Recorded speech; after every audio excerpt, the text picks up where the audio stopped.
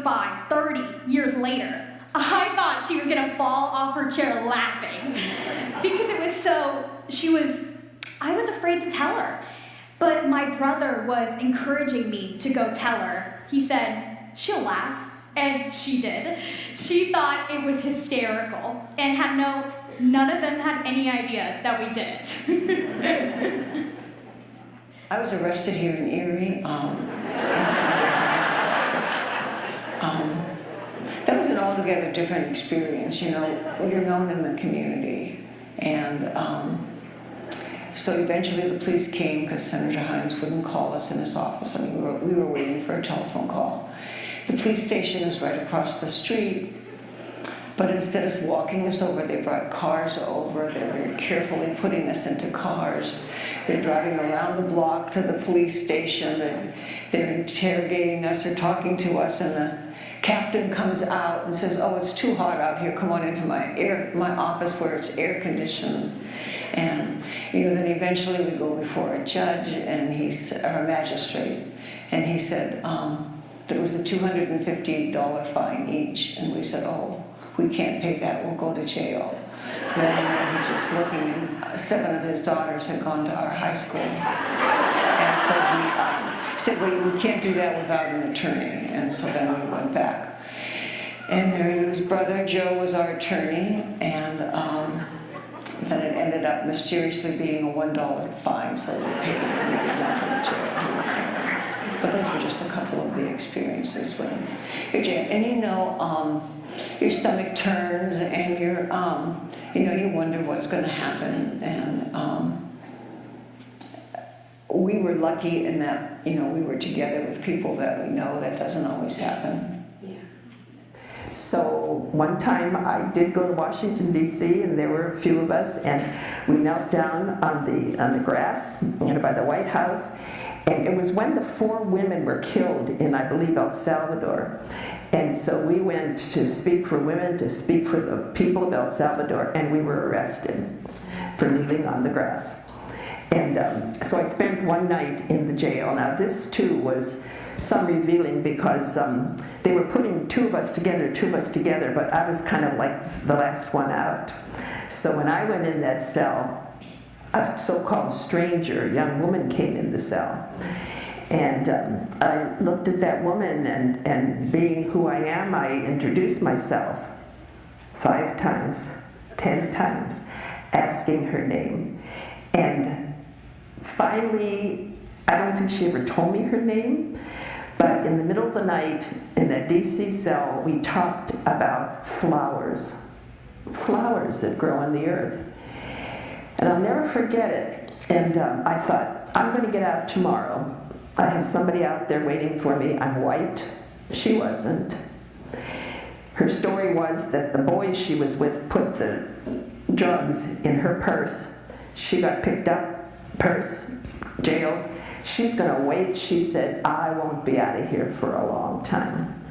And that woke me up again to what Mary Lou was identifying in the communities, the larger communities, where injustice was to be uprooted. And we could be those people who could speak for that girl in jail. So I think having firsthand experiences on the streets of Erie and the streets of other cities really just thrust me into a whole new part of being for myself. I'll tell you a funny story. Okay, I remember when I went to St. Ben's, I was a bit of a project, and they wanted me to feel welcome, and so they always would be like, And so they said, come join the forensics team. I didn't know what forensics was. I had no idea. So I go to the meeting, and they're saying, oh, we do this, and we do that, and you can sign up to debate and things like that. And then I remember clearly the nuns saying, you could try extemporaneous speaking. I had no idea what that meant. So I said, I'll do that, because I had no idea what it was. So the first day, they told us that we could come to practice. I went into a room, and there were maybe 4 or 5 girls there. extent was not the big deal in forensics. People were afraid of it. And then there were just a bunch of magazines on a table. Like, nothing that, U.S. News, The World Report, Time. And I was like, well, what are these for? And they said, well, these are to prepare you for your meets. And I said, well, what should I read about? And they said, you obviously don't understand the concept of extemporaneous speaking. Okay, you get in front of the group, you stick your hand into this big thing, and you pick a topic, and then you talk about it for 7 minutes. And I was like, what? Really? But I liked that. I got to the point where I enjoyed it. And then the upside, from two perspectives. One is it really helped me to learn to think and talk at the same time. And the other thing was, the residual was, I learned so much about everything. So maybe every Sunday for 9 Sundays, I think that's how many meets we had, I would have one topic. But in studying for those, I learned tons of stuff about all kinds of things. So that was cool, and that sticks with me. Our first assembly as a freshman, we're all dressed up in our blazers and we didn't know what to expect. We weren't told what it was about. And all of a sudden, across the stage come these women carrying a cardboard black coffin on their shoulders in black capes with hoods. And they're saying, "We are the dead." And we're just looking at each other like, what? And here it was raising our... At that point, we thought we were crazy, and our parents were crazy for sending us here. But what they were trying to do was raise our awareness about the effects of nuclear escalation between the United States and the Soviet Union at the time. It was effective. But it was scary at the time when you're 13 years old and you're thinking, oh my God, what is this? But they made their point very well. They've caught a lot of shit for it, frankly, from the church. I'm trying to remember, it may have been 10 years ago now. It was by some Vatican office who really came in and had them investigated, and the rumor was that they were really threatening to shut, our monastery down if they didn't stop their feminist teachings, and if they didn't stop, their outreach into the world. I think at that time, I forget the rest of the name, but Pax Domini or something like that was based at St. Ben's Monastery, convent there, when it was still on 9th Street. And they persevered, and other sisters rallied around them, and they were able to fight it off. So they were able to maintain and stay in existence. So it wasn't easy. I mean, they did have to do some fighting to maintain their independence and existence, frankly. I mean, this official was actually threatening to get rid of them. And I think maybe the community also rallied. Because as you know, the sisters provide tremendous social services in Erie. They are a major social service organization in Erie. It's incredible. Something else I've been following online are the Take Back the Site. Yes, Take Back the Site vigils. I don't know how long that's been going on either, but it's a very moving ritual. It's not long, it only lasts about 15 minutes, but every time there's a murder in Erie, and it's a collaborative effort of the 3 religious communities, the Benedictines, the Sisters of Mercy, Sisters of St. Joseph. So that in itself is a witness that these 3 religious communities are coming together. And when someone is killed, they contact the family to see if the family is interested and willing to have us come and pray at that site. so that the place of violence can become somehow redeemed in a place of grace. There's a blessing with water. There's prayers for the family. There's prayers for an end to violence.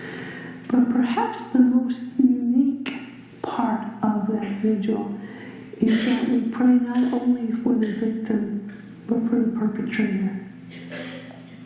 And that's tough for some people to swallow, because you can imagine if your loved one has been killed, there's a natural vengeance and anger that rises up. So I think one of the most important witnesses of those Take Back the Sight vigils is that the prayer is big enough to include everyone. Everyone needs the assistance and the help.